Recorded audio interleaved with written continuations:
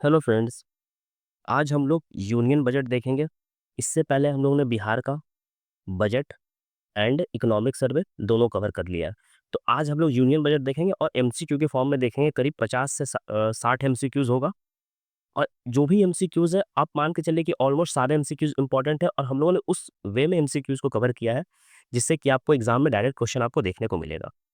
तो चलिए budget start करने से पहले हम लोग कुछ बजट के बारे में बेसिक समझ लेते हैं कि क्या। देखिए बजट वर्ड जो है ना, कहीं बजट वर्ड है जो कहीं मेंशन नहीं है कॉन्स्टिट्यूशन में। मतलब कि बजट जो वर्ड है, शब्द है, वो कहीं मेंशन नहीं है। तो अगर बजट शब्द मेंशन नहीं है तो आपका अगला प्रश्न होगा कि मेंशन है क्या। तो कॉन्स्टिट्यूशन में आर्टिकल 112 के तहत अगर हम लोग आर्टिकल 112 देखेंगे तो वहाँ पे लिखा हुआ है एनुअल फाइनेंशियल स्टेटमेंट। और ये बहुत इंपॉर्टेंट है। आप मान के चलिए कि आपसे पीटी में ये प्रश्न आ ही जाएगा कि एनुअल फाइनेंशियल स्टेटमेंट किस आर्टिकल में दिया हुआ है। तो आपको ये जो आर्टिकल है, आर्टिकल 112, एकदम मस्ट है कि आपको ये याद होना ही चाहिए। ये आर्टिकल एकदम आप इसको रट लीजिए। आर्टिकल 112 जो है वो एनुअल फाइनेंशियल स्टेटमेंट है। और इससे जुड़ा एक और आर्टिकल है जो आर्टिकल हम लोग 110 देखते हैं। आर्टिकल 110 वो है मनी बिल से रिलेटेड। मनी बिल से रिलेटेड। तो ये दोनों आर्टिकल बहुत इंपॉर्टेंट है। ये दोनों आर्टिकल आपको याद होने ही चाहिए। अच्छा, एक प्रश्न और उठता है कि ये जो बजट है, ठीक है, ये बजट तो बनाती है फाइनेंस मिनिस्ट्री। आप सबको पता है कि फाइनेंस मिनिस्ट्री बजट ही बनता है। लेकिन फाइनेंस मिनिस्ट्री का कौन-सा डिपार्टमेंट बजट बनाता है? तो ये बहुत इंपॉर्टेंट है। तो फाइनेंस मिनिस्ट्री का इकोनॉमिक अफेयर्स जो है, वो बजट बनाती है। कौन बनाती है? तो इकोनॉमिक अफेयर्स जो है बजट बनाती है। और ये बहुत इंपॉर्टेंट है क्योंकि अब से एग्ज़ाम में यही सब पूछा जाएगा। मान लीजिए ठीक है, बजट से रिलेटेड आपसे नहीं पूछा जाए, लेकिन हो सकता है आपसे स्टैटिक के पार्ट में पूछ दिया जाए कि बजट कौन प्रिपेयर करता है? तो इकोनॉमिक अफेयर्स प्रिपेयर करती है। बजट का कौन से आर्टिकल में बजट दिया हुआ है? तो बजट एज़ अ वर्ड कहीं नहीं दिया हुआ, लेकिन उसकी जगह पे क्या दिया हुआ है? एनुअल फाइनेंशियल स्टेटमेंट दिया हुआ है। आर्टिकल 110 में क्या है? तो आर्टिकल 110 में मनी बिल है। तो ये सब चीज़ एग्ज़ाम में पूछा जाएगा। तो चलिए हम लोग आगे बढ़ते हैं और हम लोग बजट अब देखते हैं कि जो एमसीक्यूज़ बजट में है, कौन-कौन से एमसीक्यूज़ इम्पोर्टेंट है और किस तरीके से हम लोग कवर करना है। क्योंकि देखिए जो बजट में होता क्या है कि इतना आपको डेटा मिलेगा ना, बहुत डेटा रहता है। और इन सब डेटा के कारण क्या होता है? कन्फ्यूजन होता है। डेटा कारण क्या होता है? कन्फ्यूजन होता है। और इसी कन्फ्यूजन आप अगर ऐसे सब्जेक्टिव वाइज़ पीडीएफ पढ़िएगा तो उसमें थोड़ा-सा दिक्कत होता है। जैसे अब ऑब्जेक्टिव में क्या होता है ना कि आपके पास 4 स्टेटमेंट है। तो एग्ज़ाम में भी आपको 4 स्टेटमेंट मिलेगा। तो इससे कोई ना कोई आपको क्या होगा, जब आप स्टेटमेंट देखिएगा तो आपको ये बहुत आसानी से अ, आपको मेमोराइज़ हो जाएगा और आपको याद करने में बहुत ईज़ी रहेगा। तो चलिए हम लोग स्टार्ट करते हैं कि अभी जो निर्मला सीतारमण जी हैं, जो बजट पेश किए हैं। अच्छा, एक प्रश्न आपको कमेंट में बताना है कि ये निर्मला सीतारमण जी का कौन-सा नंबर का बजट था? मतलब कौन-सा नंबर का बजट ये निर्मला सीतारमण का था जो इन्होंने पेश किया है, ठीक? तो ये बजट किस दिन पेश हुआ था? पहला प्रश्न तो आपका सबसे पहले यही बन जाए कि किस दिन ये बजट आया था? तो ये बजट आया था 1 फरवरी 2025 को। ये बजट कब आया था? ये बजट आया था 1 फरवरी 2025 को, ये बजट पेश किया गया था। अब इस बजट में कितने इंजन थे? नेक्स्ट क्वेश्चन में क्या इंजन ऑफ ग्रोथ, इसको वीवीआई लगाइए। अगर आप लोगों ने पीवाईक्यू अगर देखा होगा बीपीएससी का, तो आपको पता होगा कि बीपीएससी यहाँ से क्वेश्चन पूछती है। इसको सबसे पहले तो इसको वीवीआई लगाइए, सॉरी, वीवीआई लगाइए। और हम लोग अब 4 इंजन पे हैं।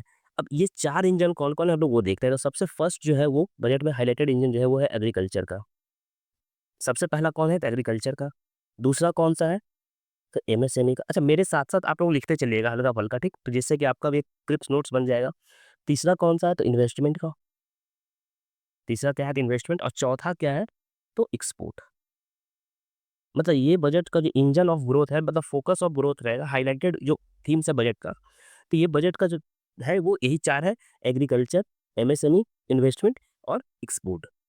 नेक्स्ट क्वेश्चन देखते हैं कि देखिए, अब यहाँ पे क्या कहा कि टोटल एक्सपेंडिचर जो है वो एस्टिमेटेड कितना है, ठीक? प्रश्न क्या पूछा? अब एस्टिमेटेड एक्सपेंडिचर जो होता है उसी को बजट कहते हैं। जैसे आप समझिए कि मान लीजिए कि आप घर में हैं, ठीक? और घर में क्या होता है कि मान लीजिए अगले महीने का राशन लाना है, तो आप क्या करते हो? बजट एस्टिमेट करते हो कि हम लोग इतना खर्च करेंगे राशन पे। और मान लीजिए कि एक्स अमाउंट खर्च करेंगे खाने पे, वाई अमाउंट खर्च करेंगे कपड़ा पे, जेड अमाउंट खर्च करेंगे ट्रैवलिंग पे। इस तरीके से हम लोग बजट बनाते हैं। तो इसी तरीके से जो और ये बजट जो बनता है वो क्या होता है? खर्च ही तो होता है, एक्सपेंडिचर ही तो होता है। तो उसी तरीके से हम लोग देखते हैं कि टोटल एस्टिमेटेड एक्सपेंडिचर क्या है, मतलब टोटल बजट क्या है? इसी को बोलते हैं बजट क्या है। तो हमारा बजट टोटल है 65, सॉरी 50, 65, 345। अब इसको ऐसे याद रखना है। 50.65 लाख करोड़। अब देखिए आपसे 50.65 याद रखें, 50-65 से याद रखें तो आपको याद हो जाएगा 50-65, 50-65 3-4 बार बोलिएगा तो आपके माइंड में ऑटोमेटिकली बैठ जाएगा और फिर आप भूलिएगा नहीं। कितना बजट है? तो 50-65। आप देखिए मेरे सामने मेरे साथ ही अगर 2-4 बार आप बोल दीजिएगा 50-65 बजट है, 50-65 बजट है, तो आपको वो फिर याद हो जाएगा, फिर आप एग्ज़ाम में कभी नहीं भूलेंगे। नेक्स्ट देखते हैं कि अकॉर्डिंग टू बजट 2025-26, देखिए मैं बजट 25-26 नहीं बोलूँगा क्योंकि वही मैं कवर कर रहा हूँ, तो अब 12 डिवाइड करना ठीक नहीं है, ठीक? जो भी थीम क्वेश्चन का वो मैं बताऊँगा, फिर आपको आंसर बता दूँगा। तो अब यहाँ पूछा है कि फिजिकल डेफिसिट जो एस्टिमेटेड है 2025-26 में, वो कितना है? तो बेसिकली फिजिकल डेफिसिट जो एस्टिमेटेड है, वो है 4.8%, सॉरी 4.4%, ये है फिजिकल डेफिसिट एस्टिमेटेड, जो फिजिकल डेफिसिट एस्टिमेटेड है। लेकिन उसमें एक और फिजिकल डेफिसिट दिया हुआ है बजट में कि हमारा जो बजट है, अब उसमें होता क्या है कि लास्ट ईयर का रिवाइज़ एस्टिमेट भी होता है। तो रिवाइज़ एस्टिमेट 2024-25 का फिजिकल डेफिसिट कितना रहा? तो वो बेसिकली है 4.8%, और आपको ये दोनों डेटा याद होना चाहिए। रिवाइज़ एस्टिमेट कितना रहा 24-25 का, और इस बार एस्टिमेटेड एस्टिमेट कितना है? तो इस बार एस्टिमेटेड एस्टिमेट है 4.4% फिजिकल डेफिसिट। आपको दोनों याद रखना है। नेक्स्ट क्वेश्चन की तरफ बढ़ते हैं। देखते हैं कि क्या परसेंटेज जीडीपी का रेवेन्यू डेफिसिट, मतलब कि रेवेन्यू डेफिसिट पूछा जा रहा है आपसे कि रेवेन्यू डेफिसिट कितना एस्टिमेटेड है, तो वो बेसिकली 1.5% है। रेवेन्यू डेफिसिट कितना एस्टिमेटेड है? 1.5% है। अब रेवेन्यू डेफिसिट से ही रिलेटेड 2 टर्म्स आता है, ठीक? अब ये समझिए कि ये दोनों टर्म्स है कौन-कौन सा। सबसे पहला तो है effective revenue deficit, effective revenue deficit, और दूसरा है प्राइमरी डेफिसिट। अब रेवेन्यू इफेक्टिव डेफिसिट और प्राइमरी डेफिसिट में डिफरेंस समझिए। रेवेन्यू इफेक्टिव डेफिसिट जो होता है, इफेक्टिव रेवेन्यू डेफिसिट वैसा डेफिसिट होता है, जो पैसा, मान लीजिए कि जो पैसा हम लोग खर्च कर रहे हैं, वो खर्च जा रहा है डेवलपमेंट वर्क में जा रहा है। मान लीजिए कि इंफ्रास्ट्रक्चर बनाने में जा रहा है, रोड बनाने इसमें जा रहा है। मान लीजिए कि भारत सरकार कोई लोन देती है बिहार सरकार को, और बिहार सरकार उसको ब्रिज बनाने में लगाती है। भले वो बाद में टूट के गिर जाए, लेकिन वो डेवलपमेंट के कार्य में लग रहा है। तो वैसा जो एक्सपेंडिचर होता है ना, उसका उसका जो खर्च होता है, जो उससे डेफ़िसिट होता है, उसको माइनस कर देते हैं रेवेन्यू डेफ़िसिट में। उसके बाद हम लोग देखते हैं कि इफेक्टिवली कितना रेवेन्यू डेफ़िसिट है। इफेक्टिवली रेवेन्यू डेफ़िसिट जो है अभी भारत का, वो है 0.3%, हमारा इफेक्टिव रेवेन्यू डेफ़िसिट है। मतलब जो डेवलपमेंट कार्य है, क्योंकि डेवलपमेंट कर रहे हैं हम लोग, तो अल्टीमेटली वो पे करेगा ही वापस। अगर हम लोग रोड बना रहे हैं, तो वो इन लॉजिस्टिक को ले जाने में बहुत आसान हो जाएगा, कनेक्टिविटी बहुत बेहतर करेगा, जैसे कि इंडस्ट्री बढ़ेगा। तो इन सब चीज़ों के लिए तो वो अल्टीमेटली पे बैक करेगा। तो हम लोग वो देखते हैं। अब प्राइमरी अब देखिए, अब यहाँ पे क्वेश्चन आपसे पूछा जाएगा इफेक्टिव डेफिसिट क्या होता है? तो रेवेन्यू डेफिसिट माइनस डेवलपमेंटल या फिर इंफ्रास्ट्रक्चर, डिफरेंट डिफरेंट थिंग। दूसरा आता है यहाँ पे कि प्राइमरी डेफिसिट क्या है? अब प्राइमरी डेफिसिट समझिए। प्राइमरी डेफिसिट वैसा डेफिसिट होता है जिसमें कि इंटरेस्ट पेमेंट को हम लोग हटा देते हैं। इंटरेस्ट पेमेंट को हम लोग हटा देते हैं। अब ऐसे समझिए, मान लीजिए कि कोई लोन लिया गया पहले, तो आप उसका इंटरेस्ट पे कीजिएगा। तो जो उसका इंटरेस्ट पे होता है, वो बेसिकली रेवेन्यू एक्सपेंडिचर में आता है।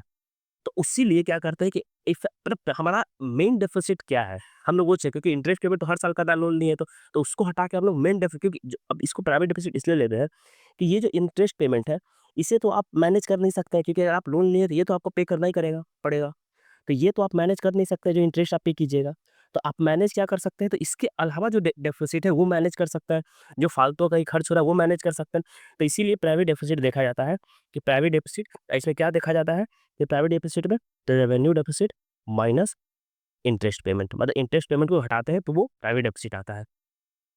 जिस तरीके से इफेक्टिव रेवेन्यू डेफिसिट 0.3% था, उसी तरीके से हमारा प्राइवेट डेफिसिट क्या है, तो वो है 0.8%।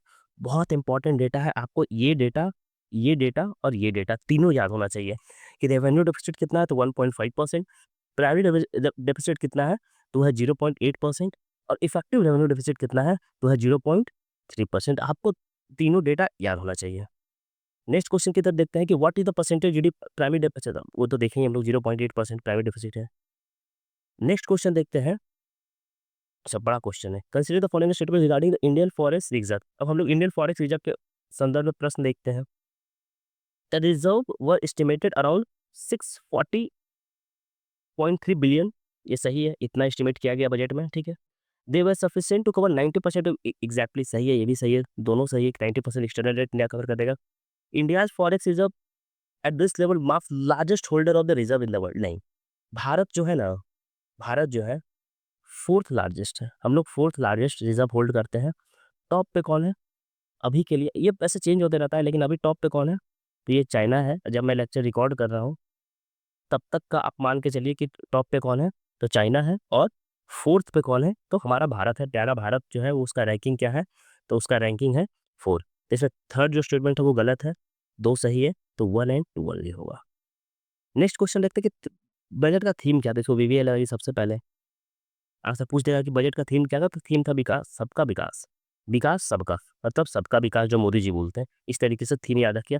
आपसे क्वेश्चन में ये भी रहेगा सबका विश्वास भी, लेकिन वो नहीं मार रहा है, ध्यान दीजिए, कंफ्यूज कहीं का देखिए। इसी एमसीक्यू के थ्रू इसीलिए तो करना इंपॉर्टेंट होता है ये सब चीज़, कि एग्जाम में आपको सबका विश्वास भी रहेगा, लेकिन वो नहीं करना है, ये सबका विश्वास नहीं होगा, सबका विकास। ये अब पूछता है कि ग्रॉस टैक्स रेवेन्यू कितना प्रोजेक्टेड है, मतलब जो हम लोग टैक्स करेंगे, टैक्स के थ्रू जो रेवेन्यू आएगा वो कितना एस्टिमेटेड है, वो कितना रहने वाला है। तो ग्रॉस टैक्स रेवेन्यू जो है बेसिकली 12% जीडीपी का रहने वाला है। 12% ऑफ जीडीपी जो है ग्रॉस टैक्स रेवेन्यू रहने वाला है। नॉन टैक्स रेवेन्यू कितना प्रोजेक्टेड है, हम लोग टैक्स रेवेन्यू तो देख रहे हैं कितना प्रोजेक्टेड है, अब देख रहे हैं कि नॉन टैक्स रेवेन्यू, जैसे मान लीजिए कि जो पैसा फाइन से आएगा, जो पैसा प्रोविडेंट फंड में आएगा, जो पैसा फी के थ्रू आएगा, ये सब नॉन टैक्स में आता है। तो ये कितना एस्टिमेटेड है, तो ये बेसिकली 1.6% एस्टिमेटेड है। कितना एस्टिमेटेड है, 1.6%। नॉन टैक्स रेवेन्यू कितना एस्टिमेटेड है, 1.6%। नेक्स्ट क्वेश्चन देखते हैं कि द सेंट्रल गवर्नमेंट डेट, जो कर्ज है वो एस्टिमेटेड कितना है, फ्रॉम 57%, 57.1% से घट करके कितना एस्टिमेट किया गया है, तो बेसिकली किया गया है 56%। 1% जो भारत सरकार का जो कर्ज है, डेट है, एक्सटर्नल डेट जो है वो घटेगा। ये भी इंपॉर्टेंट है, इसको ध्यान रखिएगा। एस्टिमेटेड रेवेन्यू रिसीट कितना है, ये पूछा जा रहा है कि एस्टिमेटेड रेवेन्यू रिसीट कितना, ये इंपॉर्टेंट है। तो 34-20 ऐसे याद रखें, 34-20, 34-20। अब देखिए जो बजट होता है ना, बजट जो होता है, एक सेकंड, हाँ यहाँ स्पेस है, अच्छा यहीं समझा देता हूँ। ये बजट होता है, इसमें दो तरह का होता है, एक तो होता है रेवेन्यू साइड, एक होता है एक्सपेंडिचर साइड। अब रेवेन्यू में दो होता है, एक तो होता है रेवेन्यू रिसीट, एक होता है कैपिटल रिसीट। एक्सपेंडिचर में होता है रेवेन्यू एक्सपेंडिचर, एक होता है कैपिटल एक्सपेंडिचर। ये बजट का स्ट्रक्चर होता है। तो उसी आपसे पूछा कि रेवेन्यू रिसीट कितना है, तो वह है 34-20। 409 कोड आपको याद नहीं रखना है, 34-20 याद रखिए, 34-20, 34-20। रेवेन्यू रिसीट कितना है, 34-20। आप 5 बार मेरे साथ ही बोल दीजिए तो आपको याद रहेगा रेवेन्यू रिसीट कितना है, तो वो है 34-20। रेवेन्यू रिसीट कितना है, तो वो है 34-20। 34-20 से आपको याद हो जाएगा। नेक्स्ट देखते total receipt other than borrowing. Total receipt other than ये नहीं पूछेगा, इसको हटा दीजिए, फालतू क्वेश्चन है। बात एक ही है, व्हाट परसेंटेज ऑफ मनी। अब देखिए ये क्वेश्चन पूछता है कि स्टेट को कितना पैसा जाएगा, ये बहुत इंपॉर्टेंट है। अब यहाँ पे एक चीज समझिए आप, दो चीज आपको समझना पड़ेगा। सबसे पहले तो ये समझिए कि पैसा आएगा कहाँ से, मतलब पैसा, सबसे पहले ये समझते हैं कि पैसा कम्स, मतलब पैसा कहाँ, मैं शॉर्ट में ही लिखता हूँ, ठीक। पैसा कम एंड यहाँ लिखते हैं गोज, मतलब पैसा आएगा कहाँ सबसे ज़्यादा, और पैसा सबसे ज़्यादा जाएगा कहाँ, ठीक। तो पैसा सबसे ज़्यादा होगा कहाँ से आएगा, तो वो आएगा बोरोविंग से। ये आपको सब याद रखना है, बोरोविंग से कितना परसेंट, आपको परसेंटेज भी याद रखना है, ध्यान रखिएगा, 24%। नेक्स्ट कहाँ से आएगा पैसा, इनकम से। मेरे साथ लिखते चलिए, इनकम से कितना आएगा, 22%। जीएसटी से कितना आएगा, लमसम 18%। और कॉर्पोरेट टैक्स से कितना आएगा, लमसम 17%। अब आपको ये चारों डेटा पता होना चाहिए, एकदम आपको दिमाग में होना चाहिए कि बोरोविंग से कितना पैसा आएगा, 24%। इनकम टैक्स से कितना पैसा आएगा, 22%, जो कि डायरेक्ट टैक्स है। जीएसटी से कितना आएगा, 18%, जो कि इनडायरेक्ट टैक्स है। और कॉर्पोरेट टैक्स से कितना आएगा, तो 17%, ठीक। आपको एकदम एग्जैक्ट ये डेटा आपको याद होना चाहिए, कोई कॉम्प्रोमाइज इस डेटा में नहीं, आपको डेटा एग्जैक्टली याद होना चाहिए। जीएसटी 18%, कॉर्पोरेट टैक्स 17%, एग्जाम में एकदम क्वेश्चन आता है, इसको बीवीआई लगाइए। इसका स्क्रीनशॉट लेना था, आप स्क्रीनशॉट ले लीजिएगा, लेकिन बहुत इंपॉर्टेंट है ये। अब पैसा जाएगा कहाँ, अब पैसा ठीक है आ रहा है, तो पैसा जाएगा कहाँ? तो सबसे पहले तो पैसा जाता कहाँ है, तो इंटरेस्ट पेमेंट में जाता है। इंटरेस्ट पेमेंट में कितना पैसा इंटरेस्ट पेमेंट में जाएगा, तो जाएगा 20%। दूसरा पैसा जो है वो स्टेट के पास जाता है, तो स्टेट के पास कितना पैसा जाएगा, तो 22%। 22% जाएगा स्टेट के पास पैसा। और एक इसमें और याद रखिएगा, सेंट्रल सेक्टर जो स्कीम है, सेंट्रल सेक्टर स्कीम्स में है, उसमें कितना पैसा जाएगा, तो उसमें बेसिकली जाएगा 16%। अब यहाँ से दो प्रश्न बनेगा कि सबसे ज़्यादा पैसा कहाँ जाएगा, सबसे ज़्यादा पैसा कहाँ जाएगा, तो सबसे ज़्यादा पैसा जाता है स्टेट का जो शेयर होता है टैक्स में, वहाँ। और सबसे ज़्यादा पैसा आया कहाँ से, ये बेसिकली आएगा बोरोविंग से। और अगर हम लोग बोरोविंग हटा दें कि बोरोविंग हटा करके सबसे ज़्यादा पैसा कहाँ से आएगा, तो बेसिकली आएगा वो इनकम से। तो ये सारा डेटा जो है बहुत इंपॉर्टेंट है और आपको इसको वीवीए लगाइए और इसको स्क्रीनशॉट लेगा तो इसको स्क्रीनशॉट लीजिए इस डेटा को और इसको एकदम मेमोराइज़ करके रखना है। बाकी मैं आज बजट का शॉर्ट नोट्स भी शेयर कर दूँगा ग्रुप में, एक बहुत ही शॉर्ट नोट्स 1 पेज का जो आपको डेटा वाला, वो आज शेयर हो जाएगा ग्रुप में, उसका टेंशन नहीं लेना है। ऐसे में बजट एस्टिमेटेड 2025-26 चलिए ये तो हम लोग देख ही रहे हैं। अब पूछ रहा है कि इसमें जो टैक्स रिसीट है, जो मतलब टैक्स से पैसा आएगा वो कितना? हम लोग ऊपर तो परसेंटेज से देखे थे, अब यहाँ नंबर देखते हैं कि टैक्स से जो पैसा आएगा वो कितना आएगा? तो 28.37 लाख करोड़ टैक्स से पैसा आएगा। डिफेंस में कितना एलोकेशन है? नेक्स्ट क्वेश्चन, तो ये 8% है क्योंकि सबसे ज़्यादा डिफेंस में, इसीलिए आपको डिफेंस का याद रखना पड़ेगा। डिफेंस में कितना एलोकेशन है? तो 8% एलोकेशन है। अगर हम लोग नंबर के टर्म में देखें तो 491,732 इसको आपको ऐसे ही याद रखना है। 491,732 कम चांस है पूछने का 491, लेकिन ये बहुत हाई प्रोबेबिलिटी है कि आपसे पूछ दे कि डिफेंस में एलोकेशन कितना है, तो वो 8% है और सबसे ज़्यादा क्योंकि डिफेंस में ही इसीलिए। ग्रॉस मार्केट बोरोइंग कितना एस्टिमेटेड है इस साल का? ग्रॉस मार्केट बोरोइंग जो एस्टिमेटेड है बजट में वो कितना है? मतलब मार्केट से लेंगे तो 14.82 14.82 लाख करोड़, मतलब 1482 1482 ऐसे करके याद रखिए पॉइंट में। हाँ, देखिए जीएसटी का कंट्रीब्यूशन क्या है, तभी हम लोगों ने ऊपर देखा था जीएसटी 18% कंट्रीब्यूट करती है। इन यूनियन बजट 2025-26 कैपेक्स आपसे कैपिटल एक्सपेंडिचर पूछा जा रहा है कि कैपिटल एक्सपेंडिचर इस बार कितना रहने वाला है, तो ये बेसिकली 3.1% 8% ऑफ जीडीपी रहेगा और अगर हम नंबर के टर्म में देखें तो 11.21 लाख करोड़ रहने वाला है capex capital expenditure. Next question देखते हैं कि प्रधानमंत्री धन्य धान्य कृषि योजना। अब जो प्रधानमंत्री धन्य धान्य कृषि योजना है ना, इसमें बेसिकली कहा गया है कि 100 डिस्ट्रिक्ट को कवर करेगा जो कि बैकवर्ड एग्रीकल्चर डिस्ट्रिक्ट है, वहाँ से उन 100 डिस्ट्रिक्ट को कवर करके जैसे एक्सप्रेशन डिस्ट्रिक्ट प्रोग्राम में होता था ना, उसी तरीके से इसमें भी धान धन योजना में क्या करेगी, 100 जो एग्रीकल्चर बैकवर्ड डिस्ट्रिक्ट है उसको कवर करके उसको डेवलप किया जाएगा और इसमें तकरीबन तकरीबन 1.7 करोड़ फार्मर्स का टारगेट रखा गया है। टारगेट इतना रखा गया है, आपको टारगेट पे याद रखना है 1.7 करोड़, क्योंकि दोनों इंपॉर्टेंट है। नेक्स्ट क्वेश्चन देखते हैं कि the building rural prosperity and resilience programme aims to. अब देखिए रूरल प्रोस्पेरिटी और रिलीजियस प्रोग्राम का बात कर रहा है कि रूरल में प्रोस्पेरिटी लाएगा, कैपेसिटी बिल्डिंग करेगा, तो बेसिकली क्या करेगा, तो ये सब रिजिलियंस प्रोग्राम के लिए एग्रीकल्चर अंडर एम्प्लॉयमेंट इसको डेवलप करना पड़ेगा कि इसका एड्रेस क्या करेगा, अंडर एम्प्लॉयमेंट इन एग्रीकल्चर, जो एग्रीकल्चर अंडर एम्प्लॉयमेंट है उसको एड्रेस करने के लिए, क्योंकि रूरल एरिया में काम कर रहा है तो आपको एग्रीकल्चर को तो डेवलप करना ही पड़ेगा, तो इस कारण से इसमें काम करेगा। इसको पहले सबसे पहले वीवीआई लगाइए, जो प्रश्न है बहुत इंपॉर्टेंट है। लास्ट ईयर का पेपर आप देखिएगा तो क्वेश्चन पूछा गया है ऐसा। द मिशन फॉर आत्मनिर्भर इन पल्सेस। अब पूछा गया है कि जो हम लोग आत्मनिर्भर बनेंगे पल्सेस में, तो कौन-कौन सा पल्स पे फोकस किया गया है? तो 3 पल्स पे फोकस किया गया है, तुर, उड़द, मसूल। अब इसको ऐसे याद रखें, तुम से याद रखें, तुम, तुम, तुर, उड़द, मसूल, तुम करके याद रखें, आपको याद हो जाएगा तुम, तुर, उड़द, मसूर, आप तुम करके याद रखिए, आपको याद हो जाएगा ट्रिक। पल्स में किसको फोकस पे रखा गया है? तो तुम को रखा गया है। तुम कौन है? तो तुर, उड़द, मसूर है। नेक्स्ट क्वेश्चन देखते हैं कि अब सेम है बात वही पल्सेस वाला, तो उसको प्रोक्योरमेंट कौन करेगा? पल्स का जो रखा गया तुम को, तुर, उड़द, मसूर को, तो उसका प्रोक्योरमेंट कौन करेगा? तो उसका प्रोक्योरमेंट करेगा नाफेड और एनसीसीएफ, ये दोनों इसका प्रोक्योरमेंट करेगी। ये तो पता ही होगा आप सबको कि मखाना बोर्ड कहाँ एस्टेब्लिश करने का बात किया गया था, ये अपने बिहार में किया गया है। अब ये क्वेश्चन देखिए, अच्छा क्वेश्चन है। National mission on high yielding seeds aims to ensure commercial availability, मतलब कि जो हाई यील्डिंग सीड्स का जो बात किया गया, नेशनल मिशन जो लाया गया हाई यील्डिंग सीड्स को डेवलप करने का, डिफरेंट डिफरेंट वैरायटी का, तो कितना वैरायटी का सीड डेवलप करने का बात किया गया उसमें? उसमें बेसिकली 100 प्लस वैरायटी का बात किया गया कि 100 से ज़्यादा वैरायटी का सीड्स हम लोग डेवलप करेंगे। The government new framework for fisheries will give a special focus to. अब पूछ रहा है कि जो मछली उत्पादन के लिए जो हम लोग लेके आया जा रहा है, तो सबसे ज़्यादा फोकस एरिया में कौन सा रहने वाला है इस बार बजट में? तो बेसिकली अंडमान एंड निकोबार और लक्षद्वीप रहेगा, क्योंकि दोनों आइलैंड नेशन है, ठीक। तो और यहाँ से फिश का प्रोडक्शन बहुत, क्योंकि एक अरबियन ओशन में एक इंडियन ओशन में, और ये सब फिश का हब है ओशन, तो यहाँ से। और एक बात आपको पता होना चाहिए कि इंडिया जो है second largest fish producing country है। टॉप पे कौन है? तो टॉप पे है चाइना।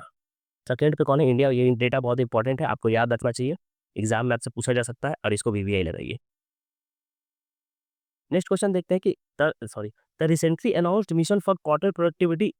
अब कॉटन प्रोडक्टिविटी का जो मिशन अनाउंस हुआ है वो बेसिकली कितने साल के लिए है? तो बेसिकली कितना साल के लिए है? तो वो 5 साल के लिए है।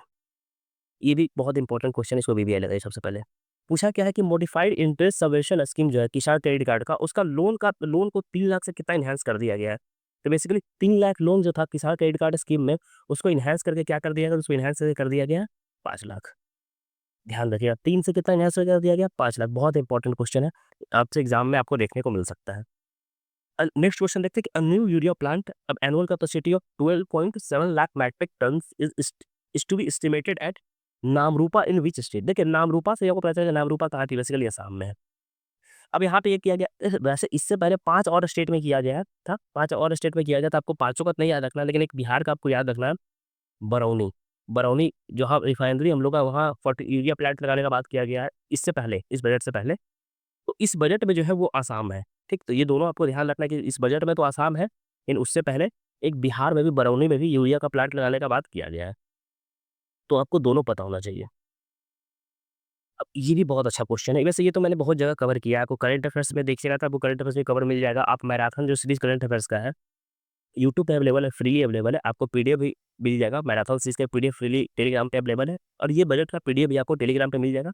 तो आप टेलीग्राम से जुड़िए, टेलीग्राम का जो लिंक है वो मैं कमेंट बॉक्स में डाल दूँगा, और डिस्क्रिप्शन में भी लिंक आपको मिल जाएगा टेलीग्राम पे, आप वहाँ से जुड़िए और ये पीडीएफ लीजिए, पीडीएफ को पास में रखिए और ये फिर लेक्चर देखिए।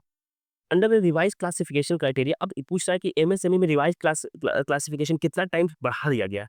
तो बेसिकली 2.5 और 2 टाइम्स रिस्पेक्टिवली बढ़ा दिया गया है। मतलब जो इन्वेस्टमेंट क्राइटेरिया है वो 2.5 टाइम्स बढ़ा दिया गया है, और टर्नओवर क्राइटेरिया जो है वो 2 टाइम्स बढ़ा दिया गया है। मैंने हर जगह कवर किया है वो, तो मैं यहाँ कवर नहीं करूँगा। आप जाके बिहार का बजट देखिए, मैंने वहाँ भी ये चीज़ कवर किया है, मैंने करंट अफेयर्स में भी ये चीज़ कवर किया है, और मैराथन सीरीज में मैंने ये कवर किया, तो मैं 3 जगह ऑलरेडी ये कवर कर चुका हूँ, तो यहाँ मैं नहीं बताऊंगा क्लासिफिकेशन कितना है एमएसएमई का तीनों में, इन्वेस्टमेंट इन्वेस्टमेंट और टर्नओवर में, कि आप वहाँ जाके देखिए, आपको पता चल जाएगा, क्योंकि एक ही चीज़ रिपीट करने से कोई सेंस नहीं बनता। नेक्स्ट क्वेश्चन देखते हैं कि जो क्रेडिट कार्ड जो है माइक्रो एंटरप्राइज के लिए, जो एमएसएमई होता है ना उन सब के लिए, तो उसमें जो उद्यम पोर्टल है, उद्यम पोर्टल पे कितना क्रेडिट कार्ड लिमिट जो है वो बढ़ा दिया गया, मतलब क्रेडिट कार्ड लिमिट कितना कर दिया गया है? तो बेसिकली इन लोग के लिए 5 लाख रुपए का क्रेडिट लिमिट जो कर दिया गया है। नेक्स्ट क्वेश्चन देखते हैं इसी में कि जो फर्स्ट टाइम जो क्रेडिट कार्ड इशू होगा माइक्रो एंटरप्राइजेस के लिए, तो उन लोग के लिए कितना है? तो उन लोग के लिए 10 लाख है। दोनों डेटा इंपॉर्टेंट है, क्योंकि भारत सरकार इस पे बहुत फोकस कर रही है, तो आपको दोनों डेटा पता होना चाहिए कि जो फर्स्ट टाइम, जो फर्स्ट ईयर जो होगा उसका होगा 10 लाख, उसका फिर 5 लाख। नेक्स्ट क्वेश्चन देखते हैं कि the newly announced fund for startups, अब जो नया जो फंड स्टार्ट हुआ स्टार्टअप्स के लिए, उसमें कितना पैसा रखा गया है? तो उसमें बेसिकली 10,000 करोड़ पैसा रखा गया है, जो फ्रेश कंट्रीब्यूशन है स्टार्टअप को देने के लिए। 10,000 करोड़ रुपए का फंड एलोकेट हुआ है स्टार्टअप को बढ़ावा देने के लिए। और फर्स्ट टाइम एंटरप्रेन्योर जो होगा, जो पहला बार एंटरप्रेन्योरशिप करेगा, उसको कितना पैसा दिया जाएगा? तो उसको बेसिकली 2 करोड़ रुपया देने का बात किया गया है एज़ अ लोन। उसको 2 करोड़ का लोन प्रोवाइड करवाने का बात किया गया है। नेक्स्ट क्वेश्चन देखते हैं, the focus product scheme for footwear and leather.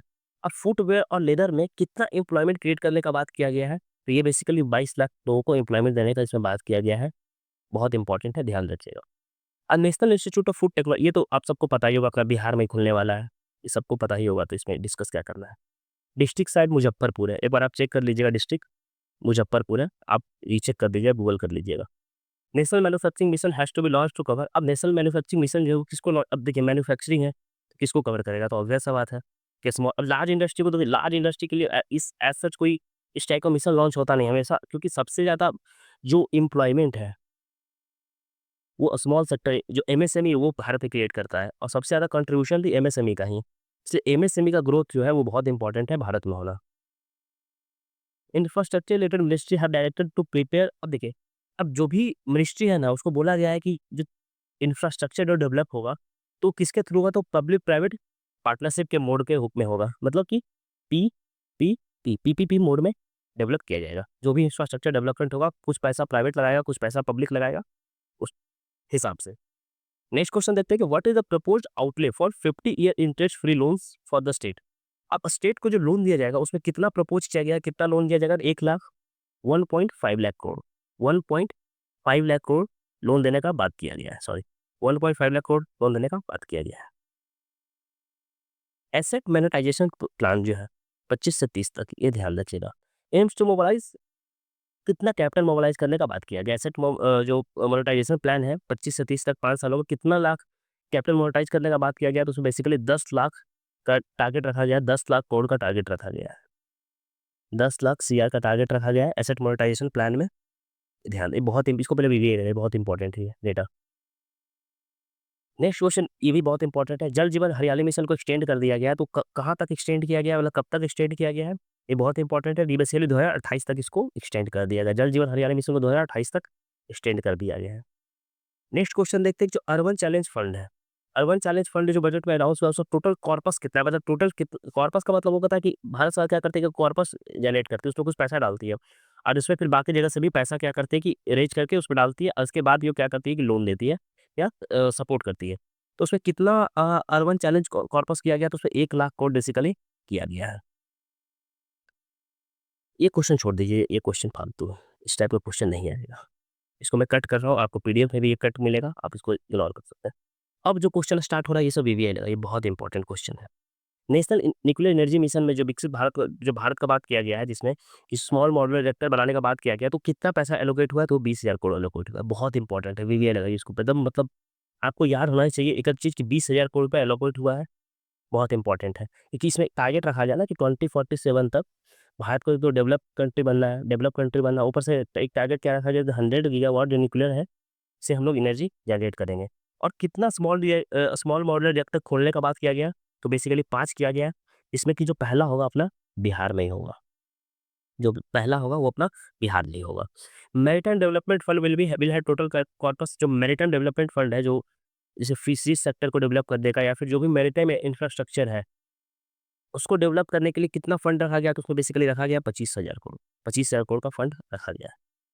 Next question देखते हैं, under the modified Udan scheme digital connectivity will be enhanced to how many new destination, मतलब उड़ान स्कीम में इस साल बजट में कितना नया डेस्टिनेशन को जोड़ा जाएगा, तो उसमें 120 नए डेस्टिनेशन को जोड़ा जाएगा। ये लगा, ये बहुत इंपॉर्टेंट है। The modified Udan scheme target to carry how much passenger in next 10 year, next 10 year में कितना पैसेंजर टारगेट रखा गया है, तो 4 करोड़ रखा गया। डेटा याद रखिए, कभी कभी क्या होता है ना कि ये सब एग्जाम में पूछ देता है आपको, मतलब कभी कभी आपको एग्जाम में देखने को मिल जाएगा। ये क्वेश्चन तो आपको पता ही होगा कि ग्रीनफील्ड एयरपोर्ट पटना और बिहटा का है, तो ये तो बिहार में, पटना में, जो बिहटा में बेसिकली ग्रीनफील्ड सॉरी बिहटा में जो है ब्राउनफील्ड खोलने का बात किया गया, ब्राउनफील्ड एयरपोर्ट खोलने का बात किया गया है। अब पटना में क्या है कि ग्रीनफील्ड वो एक्सटेंशन बना है, तो ये। नेक्स्ट क्वेश्चन देखते हैं कि financial support has been announced for western Kosi canal. अब वेस्टर्न कोसी कैनाल का पूछा है कि किस सीजन में थी, बेसिकली मिल्क सीजन में अनाउंस किया गया है। द न्यूली अलाइज स्वामी फंड 2.0 का कॉर्पस पूछा है कि स्वामी 2.0 का कॉर्पस कितना है, तो बेसिकली 15,000 करोड़ है स्वामी 2 का कॉर्पस। द स्वामी fund two aims to facilitate, अब ये नहीं पूछेगा ये सब कितना ड्वेलिंग है, मैं सब इसका आंसर मैं 1 लाख बता देता हूँ, लेकिन नहीं पूछेगा कि कितना हाउ मेनी ड्वेलिंग यूनिट्स बनाएगा स्वामी फंड टू के, 1 लाख यूनिट है, लेकिन उतना पूछेगा नहीं ये सब। अगर ये सब क्वेश्चन अगर मान लीजिएगा इस टाइप का क्वेश्चन आने लगा ना, तो कट ऑफ आपका 60 से 70 नंबर चला जाएगा, क्योंकि कोई सेंस नहीं बनता ये सब क्वेश्चन का, कोई पढ़ता वढ़ता नहीं है। और इससे पढ़ने के लिए बहुत आपको ज़्यादा बजट पढ़ना पड़ेगा। मैंने डाल दिया क्वेश्चन, तो चलो ठीक है, मतलब एक सारा क्वेश्चन आसान नहीं, एक आध क्वेश्चन टफ लगे, थोड़ा सा दिमाग खुलता है इससे, इसलिए ये भी लगाइए, ये इंपॉर्टेंट है कि टूरिस्ट डेस्टिनेशन कितना बिहार में भी डेवलप किया जाएगा स्टेट के पार्टनरशिप के थ्रू। तो बेसिकली 50 टूरिस्ट डेस्टिनेशन को डेवलप किया जाएगा, जिसमें कि जो स्पेशल फोकस है वो लॉर्ड बुद्धा पे दिया जाएगा। जो लॉर्ड बुद्धा का टूरिस्ट डेस्टिनेशन है उस पे दिया जाएगा। अब आप मानिए कि लॉर्ड बुद्धा को दिया जाएगा, तो फिर बोध गया को सबसे ज़्यादा डेवलप अच्छे से किया जाएगा, राजगीर को डेवलप अच्छे से किया जाएगा, जो बिहार का जो जगह है वहाँ अच्छे से डेवलप किया जाएगा, वैशाली को डेवलप किया जाएगा, वेस्ट चंपारण को डेवलप किया जाएगा। ये सब एरिया, ये सब जगह लॉर्ड बुद्धा से एसोसिएटेड है, तो इसको डेवलप अच्छे से किया जाएगा। नेक्स्ट क्वेश्चन देखते हैं कि how much allocation has been made for the private sector driven research. अब प्राइवेट सेक्टर ड्रिवन रिसर्च में कितना पैसा डाला डाला जाएगा, तो बेसिकली 20,000 करोड़ रुपया डाला जाएगा। ये सब डेटा देख लीजिएगा, एक बार आपको याद हो जाएगा, कोई बहुत ज़्यादा ये है नहीं। The deep tech fund of fund is aimed at, मतलब डीप टेक फंड क्या है, मतलब उसको किस चीज़ को एम्ड है, किस चीज़ के लिए वो ये फंड लाया गया, किसको डेवलप करने के लिए फंड लाया गया, तो basically catalysing the next generation startup. Deep tech fund जो है ना, वो नेक्स्ट जनरेशन स्टार्टअप को फंड करने के लिए लाया गया है। नेक्स्ट जनरेशन स्टार्टअप है उसको फंड करने के लिए लाया लाया गया है, ये आप ध्यान रखिएगा। किसके लिए लाया गया है, तो नेक्स्ट जनरेशन स्टार्टअप के लिए लाया गया है। नेक्स्ट क्वेश्चन देखते हैं, under PM research fellowship programme how many fellowship proposed for a technological research IITs and आईएससीज। क्वेश्चन ये कह रहा है कि पीएम रिसर्च फेलोशिप प्रोग्राम के अंदर आईआईटी और आईएससी में कितना रिसर्च फेलोशिप को दिया जाएगा, कि बेसिकली 10,000 है। कितना है, कि बेसिकली 10,000 लोगों को प्रपोज किया गया है, फेलोशिप दिया जाएगा। नेक्स्ट क्वेश्चन है कि the second gene bank for the corpus germplasm will store how many germplasm lines. Basically पूछा जा रहा है कि जो सेकंड जिन प्लांट है ना उसमें कितना जर्म प्लांट्स को स्टोर करने का बात किया गया है, इसमें रखने का बात किया गया, ये basically 10 lakh. National geospatial mission has been announced to, अब देखिए अब नेशनल जियो स्पेशल मिशन है, ये बेसिकली क्या करेगा, तो वही डेवलप फंड करेगा, जियो स्पेशल इंफ्रास्ट्रक्चर एंड डेटा को करेगा। ज्ञान भारतम मिशन ये बहुत इंपॉर्टेंट, इसको वीवीआई लगाइए। अब ज्ञान भारतम मिशन क्या करेगा, जो भी डॉक्यूमेंट्री है ना बिहार का, भारत में डॉक्यूमेंट्री है, मैन्युस्क्रिप्ट है, एंशिएंट मैन्युस्क्रिप्ट है, इन सब चीज़ को डेवलप करने का बात करेगा, तो कितना करोड़ डेवलप करेगा, तो 1 करोड़ प्लस मैन्युस्क्रिप्ट और डॉक्यूमेंट्री, जो एंशिएंट मैन्युस्क्रिप्ट और डॉक्यूमेंट्री है, उसका कंजर्वेशन का बात किया जा रहा है इसमें। ज्ञान भारतम मिशन आप ऐसे ही याद रखें किससे एसोसिएटेड है, तो इसी से एसोसिएटेड है। Under new tax regime no personal income tax will be payable. अब यहाँ बोल रहा है कि जो नया टैक्स रेजिम आया है, टोटल सा 7 स्लैब है, तो इस स्लैब में पर्सनल इनकम जो है वो कहाँ पे पेबल नहीं है। तो बेसिकली किस किस अमाउंट तक अगर आपका इनकम है तो पेबल नहीं है, तो बेसिकली 12 लाख तक आपका पेबल नहीं है।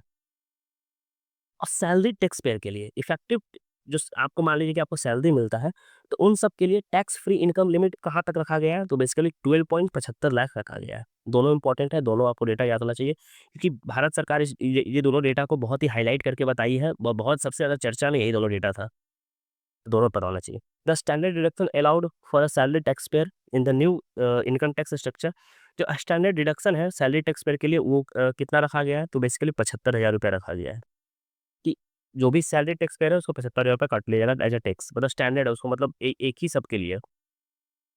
The new income tax bill primary aims to, अब देखिए नया इनकम टैक्स बिल है, तो सिंपल सा बात है, क्या करेगा, तो जो टैक्स का स्ट्रक्चर उसको सिंप्लीफाई करेगा, फेसलेस असेसमेंट करने का बात करेगा, फेसलेस असेसमेंट करने का बात करेगा, ईजी टैक्स पेयर करेगा उसमें, ईजी टैक्स पेइंग को बनाएगा, टैक्स जो रिटर्न होता है उसको बहुत आसानी से फाइल करने का बात करेगा, तो यही सब करेगा। अप्रोक्सीमेटली हाउ मच रेवेन्यू, अब पूछ रहा है कि डायरेक्ट टैक्स से कितना रेवेन्यू जनरेट करने का बात किया गया है। तो जो डायरेक्ट टैक्स से जितना रेवेन्यू जनरेट होता था, तो जब नया हम जो न्यू मेजर्स जो आया है, न्यू रिफॉर्म्स जो आया है, अब उस रिफॉर्म्स आने से कितना लॉस होगा स्टेट को, मतलब भारत को कितना, इंडिया का जो रेवेन्यू है, tax revenue, direct tax revenue, income tax से जो रेवेन्यू आता है, उससे कितना घाटा होगा, तो बेसिकली 1 लाख करोड़ का घाटा होने वाला है, जो नया टैक्स रेवेन्यू है, जिसमें बोला गया है ना कि 12 लाख तक जो इनकम है उसमें नहीं रखा जाएगा, लोगों को एग्ज़ेम्प्ट किया जाएगा, और जो सैलरी इनकम है 12.75 उनको नहीं दिया जाएगा, तो उससे कितना घाटा होगा, तो उससे बेसिकली 1 लाख करोड़ रुपया घाटा होगा सरकार का। ये सरकार इस डेटा को भी आइडेंटिफ़ाई की है। नेक्स्ट क्वेश्चन देखते हैं कि which of the following critical minerals and products have been fully exempted from basic custom duty, BCD से किसको फुल्ली एग्जेम्प्ट कर दिया गया है, कौन से क्रिटिकल मिनरल्स को, तो इसको पहले वीवीआई लगाइए, बहुत इंपॉर्टेंट प्रश्न है, यहाँ से प्रश्न आपको देखने को मिलेगा। ये बेसिकली है cobalt powder, lithium ion battery and zinc lead 12 other, मतलब 12, मतलब अब इसमें फोकस्ड कौन-कौन सा है, तो बेसिकली सबसे फोकस्ड कौन सा है, तो कोबाल्ट है, लिथियम है, लेड है, जिंक है और 12 अदर जो भी क्रिटिकल मिनरल्स हैं इन सबको, तो ये बहुत इंपॉर्टेंट है, इसको याद रखिए। In textile sector BCD rate on needed fabrics have been revised to, अब जो टेक्सटाइल सेक्टर बीसीडी कितना रिवाइज किया गया, तो बेसिकली वो रिवाइज किया गया 20% या फिर 115 पर केजी, जो भी हायर होगा उसको रिवाइज रेट किया गया, टैक्स किया जाएगा। अब इंटरैक्टिव फ्लैट डिस्प्ले जो होता है, अब उसके लिए कितना बीसीडी रखा गया है, मतलब कितना बढ़ा दिया गया है उन सब चीज़ों पे, तो बेसिकली 10 से 20% बढ़ा दिया। अब इससे बेनिफिट क्या होगा कि जो भी अब इससे बेनिफिट क्या होगा, जो आत्मनिर्भर भारत का जो कॉन्सेप्ट है ना भारत का, इंडिया का, मोदी जी का, अब इससे क्या होगा कि जो इन्वेस्टमेंट है वो इंडिया में ही होगा। अब टैक्स बढ़ा दिया अगर गया है तो ये क्या होगा, जो मोबाइल मैन्युफैक्चरिंग का जो डिस्प्ले, डिफरेंट डिफरेंट जो डिस्प्ले बनता है वो सब इंडिया में ही बनेगा। For open cell component used in electronic goods the revise BCD, अब revise BCD open cell components में कितना बनेगा, कितना लगेगा, तो बेसिकली रिड्यूस करके 5% कर दिया है। अच्छा एक बात ध्यान रखिएगा, ये सब क्वेश्चन मैंने डाल दिया बस इसलिए कि आपको एक सेंस ऑफ सेटिस्फैक्शन रहे। मैं समझा देता हूँ, पहले सेंस ऑफ सेटिस्फैक्शन रहे कि कुछ भी छूटा नहीं है। अदरवाइज़ मुझे पर्सनली नहीं फ़ील होता है कि बीपीएससी ये सब क्वेश्चन पूछने वाला है। आई पर्सनली डोंट फ़ील कि आपसे ये सब क्वेश्चन एग्ज़ाम में आएगा। तो अगर आपको नहीं भी ये सब याद है, तो बिल्कुल चिंता करने की बात नहीं है, कोई परेशान होने की बात नहीं है, ये सब प्रश्न नहीं आता है, एग्ज़ाम में नहीं पूछेगा। मैंने बस डाल दिया है कि आपका बजट कवर्ड रहे पूरा, एक सेंस ऑफ कंप्लीशन आपको रहे कि ऐसा ना लगे कि आपका कुछ छूट गया है, फोमो नहीं हो। क्योंकि आप बहुत जगह देखिएगा तो बजट से 5-6 क्वेश्चन करवा रहा है, कोई सेंस नहीं बनता करवाने का, पागल हो जाएगा बच्चा पढ़ेगा उतना तो। तो इसलिए मैंने ये सब डाल दिया है। आपको कोई मतलब परेशानी नहीं हो रहा है, कोई टेंशन लेने का बात नहीं है। ये सबसे प्रश्न आएगा भी नहीं आपसे कभी और पूछा भी नहीं जाएगा। एक लास्ट क्वेश्चन है, मैं बता देता हूँ उसके बाद 1 मिनट आपको और लूँगा। द बीसीडी और कैरियर ग्रेड ईथरनेट स्विच में अब उसमें कितना रिड्यूस किया गया था? बेसिकली 20 से 10% किया गया, नहीं पूछेगा बीपीएससी, आप मान के चलिए। ये सब जो क्वेश्चन है यहाँ से 66 से लेके 70 तक जो क्वेश्चन है मैंने बस डाल दिया इसलिए कि आप लोग को एक थोड़ा-सा कॉन्फिडेंस रहे, सेंस रहे, चलो ठीक है कुछ छूटा नहीं है, अदरवाइज़ आई डोंट थिंक पूछेगा। इसका जो पीडीएफ है, ये पीडीएफ आपको टेलीग्राम पे मिल जाएगा। आप टेलीग्राम से जुड़िए, टेलीग्राम का जो लिंक है वो कमेंट में मैं डाल देता हूँ। कमेंट में आपको मिल जाएगा, तो आप टेलीग्राम से जुड़िए और आपको इसका पीडीएफ मिल जाएगा। अगर आपको लेक्चर अच्छा लगा तो आप सब्सक्राइब भी कर सकते हैं चैनल को। थोड़ा-सा अगर सब्सक्राइब किया तो हम लोग को भी मोटिवेशन एंड सपोर्ट मिलेगा। आप चैनल को सब्सक्राइब कर लीजिए एंड सबसे important, most importantly please do review. आप रिव्यू दीजिए कमेंट में कि कैसा आपको लेक्चर लगा। अगर आपका रिव्यू दीजिएगा, पॉजिटिव रिव्यू रहा, तो हम लोग डिफरेंट इनिशिएटिव प्लान कर रहे हैं, वो सब भी करेंगे। जैसे कि इकोनॉमिक्स हम लोग पूरा लेक्चर लाने का प्लानिंग है। विदिन 2 टू 3 डेज़ आ जाएगा। पॉलिटी का भी 2 से 3 दिन में प्लानिंग चल रहा है कि आपका लेक्चर ला दिया जाए, पूरा पॉलिटी, पूरा पूरा इकोनॉमिक्स और पूरा पॉलिटी, 0 टू एक द हीरो उस टाइप से। मैराथन पार्ट 4 करंट अफेयर्स का भी लाने का प्लानिंग चल रहा है, वो भी हम लोग कंप्लीट कर ही देंगे। बिहार स्पेशल का जो करंट अफेयर्स है उसका भी प्लानिंग चल रहा है, तो वो भी हम लोग करंट भी कवर कर ही देंगे। तो इसीलिए आपका रिव्यू देना बहुत इंपॉर्टेंट होता है कि अगर आप रिव्यू दीजिएगा तो हम लोग को एक एक आइडिया बनेगा, ठीक है, आपका आपको क्या डिमांड है। नेक्स्ट सबसे इंपॉर्टेंट क्या है कि अगर आप लोग डिमांड कीजिएगा तो इसी तरीके से हम लोग इंडिया का इकोनॉमिक सर्वे भी कवर करा देंगे। इसके लिए आपको बताना पड़ेगा कमेंट में कि आप चाहते हैं कि नहीं। अगर आप लोग को लगेगा कि हम लोग कवर करवाना चाहिए तो हम लोग कवर करवा देंगे। अगर आप लोग बोलेंगे नहीं करवाना चाहिए तो कोई दिक्कत नहीं, हम लोग नहीं करवाएँगे। जो भी आपको चाहिए आप कमेंट में बता दीजिए। तो आप ये पीडीएफ आपको टेलीग्राम पे मिलेगा, टेलीग्राम से जुड़ जाइए और ये पीडीएफ लीजिए, लेक्चर देखिए, इससे ज़्यादा डिटेल्स में ज़रूरत नहीं करने का, आपको आसानी से सब कुछ याद हो जाएगा। तो चलिए, लेक्चर देखने के लिए धन्यवाद।